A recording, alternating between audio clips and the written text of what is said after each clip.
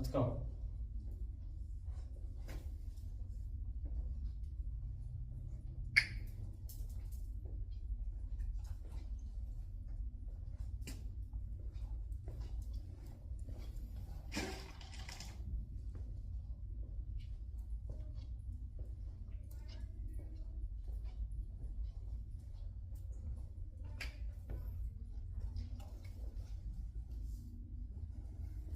Let's go.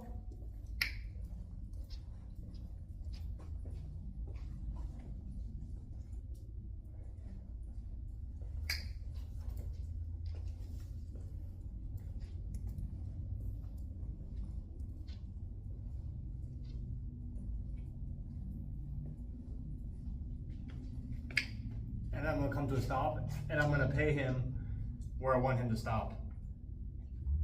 Otherwise, he'll just keep walking. But I want him to know when I stop, he stops.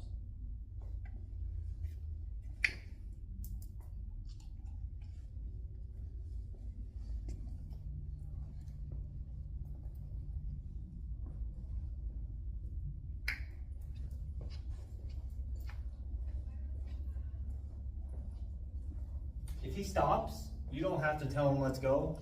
Just give him a little bit of pressure and just hold it. And then when he starts walking, you can mark and reward. And again, we go right back to feeding.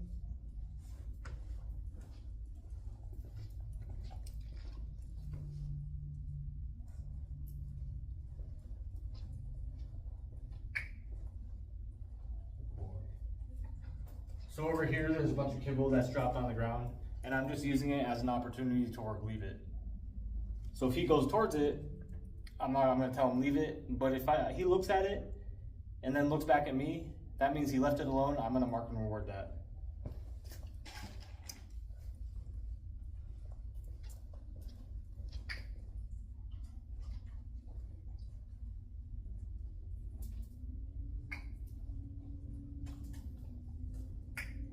If I drop a piece of kibble and he doesn't go after it, I'm gonna mark and reward that.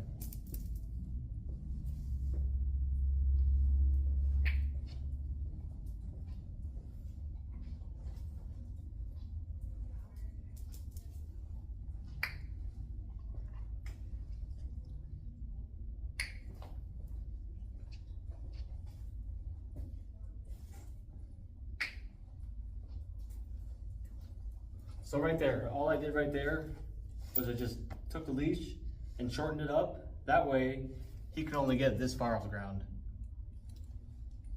You don't ever want to yank on the leash. You don't ever want to try to rip him backwards or go like this. Or all that's going to do is make him pull back, and then again, it's going to make it a negative experience.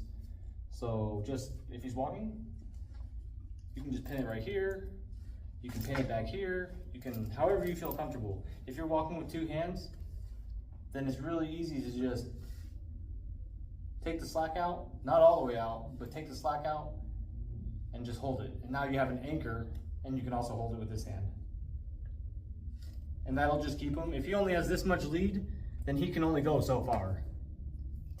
And if you need to, you can shorten it up again. And just be ready as soon as he calms down and makes eye contact and you start walking, just now you're feeding, feeding, feeding.